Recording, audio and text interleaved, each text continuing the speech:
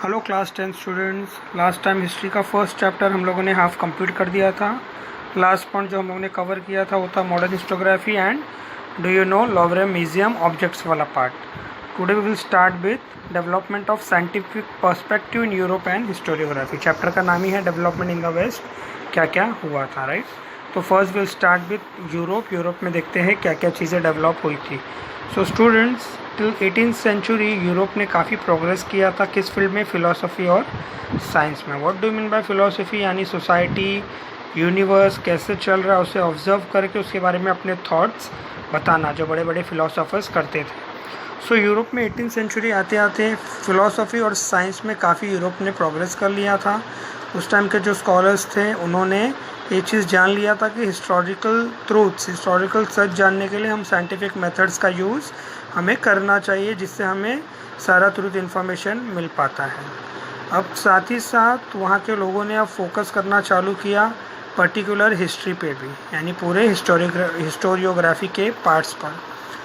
तो अगर 18th century से पहले की बात करें या 18th सेंचुरी आते आते यूरोपियन यूनिवर्सिटीज़ जो थी मोस्टली यही सारे फ़िलासफ़िकल साइंटिफिक बेसिस पे यूनिवर्सिटीज़ सारे वहाँ पे इस्टेब्लिश थे। उनके बारे में स्टडी होती थी, रिसर्च होता था डिवाइन फ़िलासफ़ी के बारे में, यानी स्पिरिचुअल पाथ अबाउट गॉड।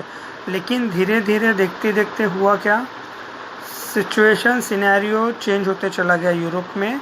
जब 1737 में गॉटिंजन यूनिवर्सिटी जो जर्मनी में ही इस्टेब्लिश हुआ, it was founded in Germany itself. इस यूनिवर्सिटी ने फर्स्ट टाइम एक डिपार्टमेंट हिस्ट्री का स्टार्ट किया, यानी पर्टिकुलर हिस्ट्री से रिलेटेड सारा सर्वे, सारा रिसर्च, सारा स्टडी यहाँ पर लाया गया। It was an independent department of history. और इसके बाद तो कई सारे ऐसे जर्मन के यूनिवर्सिटीज़ अलग अलग उनके सेंटर स्टैब्लिश होने लगे जहाँ पर लोग हिस्टोरिकल स्टडीज़ कर सकें।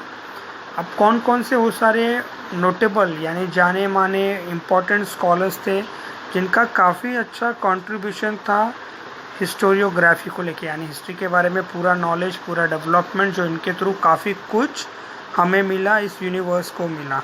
तो देखते हैं वही सारे नोटेबल जाने माने पॉपुलर एंड इम्पॉर्टेंट स्कॉलर्स के बारे में। The first name is Rene Descartes from 1596 to 1650।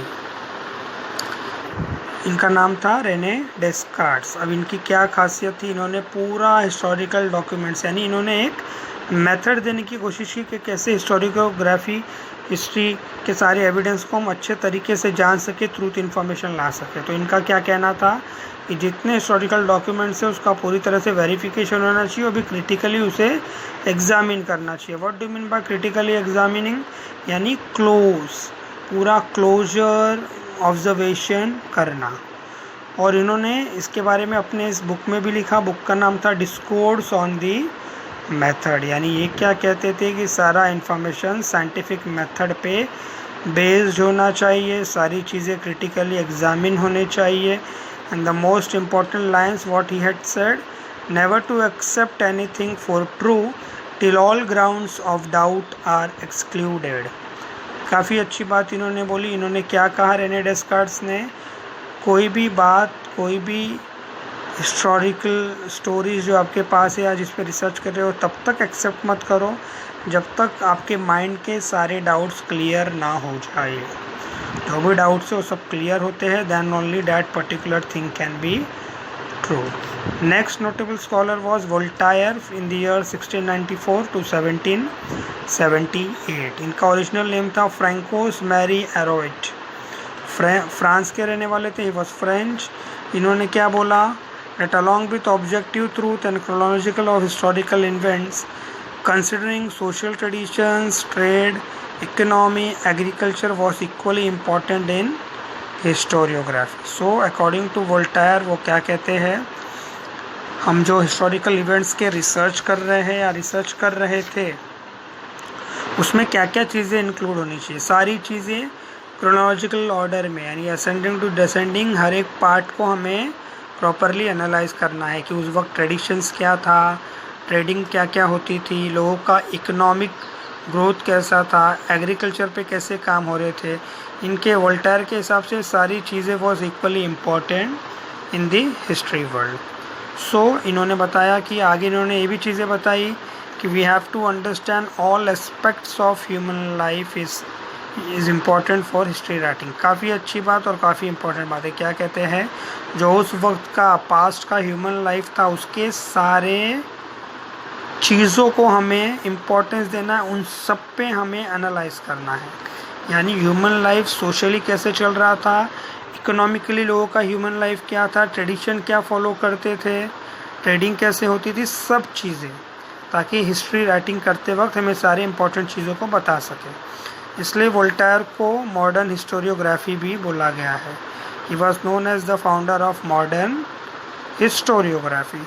Next, George Wilhelm Friedrich Hegel in the year 1770 to 1831. He was the German philosopher.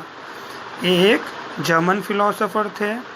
ये क्या कहते थे हिस्ट्री के बारे में, that historical reality should be presented in a logical manner. यानी जो historical events हम प्रेजेंट करने वाले हैं उसको लॉजिकल मैनर में प्रेजेंट करना है। सिर्फ वो एक फिक्शनल स्टोरी की तरह नहीं दिखना चाहिए, एक झूठी कहानी नहीं दिखना चाहिए, बल्कि एक लॉजिकल मैनर में दिखना चाहिए कि हाँ ऐसा हुआ हो। So to him the timeline of history was indicative of progress. इनके हिसाब से हिस्ट्री को कैसे हमें बताना है कि कैसे पहले के ज़माने में लोग थे और कैसे धीरे धीरे हम प्रोग्रेसिव होते चले गए, डेवलपमेंट आगे बढ़ता चला गया। मतलब ये कहते थे कैसे टाइम चेंज हुआ, कैसे पहले लोगों का लाइफस्टाइल था, कैसे आगे चल के लोगों के लाइफ में चेंजेस आए। Further what he says, with Hegel's philosophy many scholars were convinced the historical method were not lesser quality though they differ from scientific methods। यानी फ्रेडरिक हेगेल के बाद बहुत सारे स्कॉलर्स आए जिन्होंने हिस्टोरिकल मेथड्स पे काम किया, और इवन एक बुक भी पब्लिश हुई थी जिसका नाम था एनसाइक्लोपीडिया ऑफ फिलोसॉफिकल साइंसेस, यानी फ्रेडरिक हेगेल की बुक। इस book reason in history is well known, और उसमें से एक किताब थी रीज़न इन हिस्ट्री, यानी हिस्ट्री के पीछे का कारण, रीज़न, जो काफ़ी पॉपुलर, काफ़ी जाना माना उनका बुक था। अब आगे देखते हैं, आपने देखा होगा एक बॉक्स है, it is good to know this. अब देखते हैं यहाँ पे आगे हेगेल के बारे में क्या बताया है। Grasping the meaning of any event happens in terms of two direct opposites, human mind can not understand the true nature of that event. यानी ये क्या कहना चाह रहे हैं कि कोई भी इवेंट जो पास्ट में हुआ था, ह्यूमन माइंड यानी हमारी जो सोचने की शक्ति है, जो सोचने का तरीका है, वो सारे इवेंट्स को ट्रूली पूरी तरह से नहीं समझ सकती, और तभी समझ पाएगी जब हम हर चीज़ों को बारीकी से देखेंगे। We will observe each and every part of that event. जैसे यहाँ पर क्या मेंशन किया है, without understanding the opposite, for example true false. यानी अगर उस वक्त के कोई इवेंट के बारे में हम जान रहे हैं तो सिर्फ उसका जो ट्रू इन्फॉर्मेशन है सिर्फ उसे नहीं देखना है, कुछ फॉल्स भी हो सकता है। यानी दोनों तरफे हमें देखने हैं। जैसे विषय की एक कॉइन है, उसके दोनों sides, we have to see each and every side of that particular story, of that particular historical event. That is why this is both true and false, similarly good and bad. और इस analysis methods को बोला गया है dialectics, यानी to analyse which is based on opposites is known as dialectics. यानी मैंने information जाना कि फॉर एग्जांपल मैंने किसी किंग के बारे में पढ़ा, हाँ उसके सारे गुड क्वालिटीज़ थे, तो मुझे बैड क्वालिटीज़ पे भी फोकस करना है, यानी उसका अपोजिट, ताकि पूरा पिक्चर मेरे सामने क्लियर हो सके। और इसी थियरी को आगे हमने नाम दिया थीसिस। आगे ये थियरी में हमने बोला, इस थीसिस थियरी में इसका जो कॉन्ट्रारी है उसे भी पढ़ना चाहिए। कॉन्ट्रारी यानी इसका अपोजिट साइड, तो इसको नाम दिया एंटीथेसिस। यानी हमें thesis plus antithesis, bad plus good, true plus false, सारी चीज़ें इंक्लूड करके देखनी है ताकि हमें पूरी तरह से इवेंट समझ में आए। और एक नया थीसिस नाम बनाया गया जो था थीसिस और एंटीथेसिस, यानी जो हम रिव्यू देख रहे हैं और जो उसके बारे में कुछ अपोजिट साइड हमने एक लॉजिकल सोचा कि ऐसा भी हो सकता है, यानी थीसिस प्लस एंटीथेसिस, इन दोनों को मिलाकर हमने एक नया थीसिस प्रेजेंट किया हिस्टोरियन ने, जिसको नाम दिया सिंथेसिस। आई होप यहाँ तक आपको क्लियर है। ठीक है, अभी नेक्स्ट जो जाने माने नोटेबल स्कॉलर्स थे उनका नाम था Leopold von Ranke, year 1795 to 1886। 19th century की बात आ गई। अब यहाँ पर जो लेपर्ड वॉन रैंक थे, he was greatly influence, the history was greatly influence specially in the 19th century. 19th century आते आते हिस्ट्री का ज़्यादा प्रभाव, ज़्यादा इन्फ्लुएंस किसके थॉट से हुआ? लेपर्ड वॉन रैंक के। जो बर्लिन यूनिवर्सिटी के थे। इन्होंने हिस्टोरिकल रिसर्च पे बोला है कि बहुत ही क्रिटिकली तरीके से काम करना है, हमको ज़्यादा फोकस करना है कि जो ओरिजिनल डॉक्यूमेंट्स है उसके अंदर क्या क्या चीज़ें सही हो सकती है, और हर तरह के डॉक्यूमेंट जो उससे एसोसिएटेड है, उस इवेंट उस हिस्टोरिकल पास्ट से एसोसिएटेड है, उसको अच्छे से एग्जामिन करना है विद द ग्रेटेस्ट केयर। यानी ऐसे ही नहीं बस हमने देख लिया, पूरे देखभाल करते हुए बहुत ही सीरियस मैनर में उसे एग्जामिन करना है ताकि हम पूरे सच्चाई तक पहुंच सकें। और उन्होंने 2 बुक पब्लिश की तो उसमें भी इसके बारे में बताया है। बुक का नाम था the theory and practice of history and the secret of world history. अब नेक्स्ट आते हैं स्टूडेंट्स कार्ल मार्क्स। इनका तो नाम काफ़ी पॉपुलर है, 19th सेंचुरी एंड होते होते ये जाने माने फिलोसोफर आ गए। अब इनका क्या फॉर्मूला था, इनका क्या तरीका था। What Karl Marx says, history was not only about abstract ideas but it was about living people. काफ़ी अच्छी बात इन्होंने बोली। इन्होंने क्या बोला, हिस्ट्री सिर्फ एक एब्स्ट्रैक्ट आइडियाज़। एब्स्ट्रैक्ट आइडियाज़ क्या होता है, हमारे इमेजिनेशन, यानी हिस्ट्री सिर्फ हमने इमेजिन किया वो नहीं है। हिस्ट्री क्या था, तो पास्ट इवेंट हुए क्या थे, यानी जो आने वाले टाइम में भी पास्ट होने वाला है वो क्या होना चाहिए। It should be about living people, यानी लोग कैसे रह रहे थे, लोगों का लाइफ क्या था, वो है हिस्ट्री एज पर कार्ल मार्क्स। इन्होंने बोला कैसे ह्यूमन लाइफ चेंज होते चला गया, नीड्स ऑफ पीपल बदलती चली गई, हमारा नेचर बदलता चला गया, प्रोडक्शन करने का तरीका बदल लिया। और ये भी कहते हैं कि हमें ये भी जानना है the means to different strata of the society में not be equal. Different strata of society यानी डिफरेंट लेवल ऑफ सोसाइटी। यानी ये भी बोलते हैं कि उस वक्त हमें ये चीज़ें भी नोटिस करनी है कि जो सोसाइटी था, जो एटमॉस्फेयर था, वो इक्वल नहीं था हर किसी के लिए।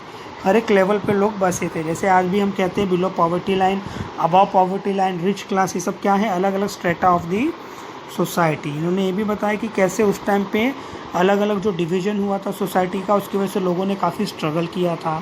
जैसे लोअर कास्ट, जनरल कैटेगरी, तो ये सारे जो डिवीज़न हुए थे उसमें काफ़ी लोगों को प्रॉब्लम हुआ था, और आज भी ऐसे कई सारे प्रॉब्लम्स हमारे सामने हैं। So what Karl Marx says, the history is about class struggle, कि कैसे अलग अलग क्लास के लोग, जो लोअर क्लास थे, उनको कैसे एक्सप्लॉइट किया जाता था, इकोनॉमिकली उनका लाइफ कैसे पुअर होता चला गया। And even he has mention this, और एक बहुत ही इंपॉर्टेंट बुक है Das Kapital, written by him only, is the most referred book all over the world. यानी जो दास कैपिटल हम पढ़ेंगे, इसके अंदर काफ़ी अच्छी अच्छी बातें इन्होंने लिखी हैं, जो और बुक पूरे वर्ल्ड में काफ़ी ज़्यादा जाना माना है, काफ़ी ज़्यादा लोग इस बुक को रिफ़र करते हैं। अब नेक्स्ट आता है students Annales school. 20th century में फ्रांस में क्या इस्टेब्लिश हुआ, एक नया स्कूल हिस्ट्री से रिलेटेड, जिसको नाम दिया एनालिस स्कूल। अब बेसिकली एनालिस कौन थे, ये भी एक फिलोसोफर ही थे। अब देखते हैं इनके बारे में क्या दिया है। Annales school gave a new direction to history writing. It was recognised now that history is not only about political events, kings, great leaders and accordingly political diplomacy in words, but also about the climate, local people, agriculture, trade, technology, means of communication, social divisions and their collective psychology। यानी ये जो एनालिस school start किया गया था, इसके अंदर क्या बताया गया है कि हिस्ट्री सिर्फ उस वक्त का पॉलिटिकल लाइफ क्या था उसके बारे में ही सिर्फ नहीं है, सिर्फ किंग्स, ग्रेट लीडर्स, पॉलिटिक्स, जो उस टाइम पे वॉर्स हुए थे, सिर्फ उसके बारे में नहीं है, बल्कि हिस्ट्री क्लाइमेट के बारे में भी है, उस वक्त से लेके आज तक के लोकल पीपल के बारे में, उस वक्त से आज तक के agriculture, trade, technology, communication tools क्या यूज़ होता था, लोगों का साइकोलॉजी यानी थिंकिंग प्रोसेस क्या था। ये सब चीज़ें हिस्ट्री के इम्पॉर्टेंट पार्ट है।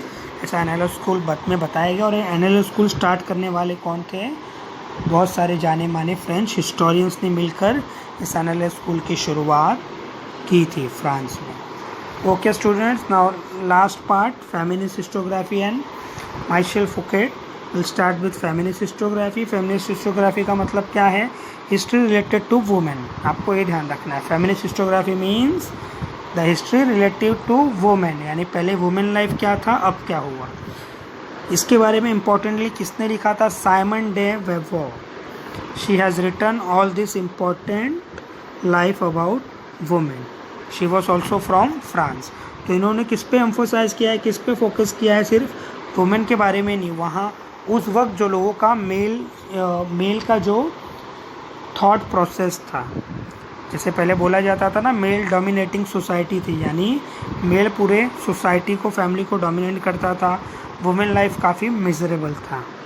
सो अगर यहाँ पर भी देखेंगे टॉपिक में, तो इन्होंने बताया है various aspects of women life, जैसे कि related to employment, their role in trade union, institutions working for their cause, their family life etcetera. यानी जब हिस्टोरिकल रिसर्च हुआ तो हमने वुमेन लाइफ के बारे में काफ़ी कुछ जाना, कैसे उस टाइम पे उन्हें एम्प्लॉयमेंट मिलता था, फैक्ट्रीज में काफ़ी वुमेन काम करती थी, ट्रेड यूनियन में काफ़ी वुमेन लीडर्स थी, कैसे बहुत सारे इंस्टीट्यूशंस वुमेन के लिए काम करता था, और जो वुमेन है उसका फैमिली लाइफ कैसे होता था।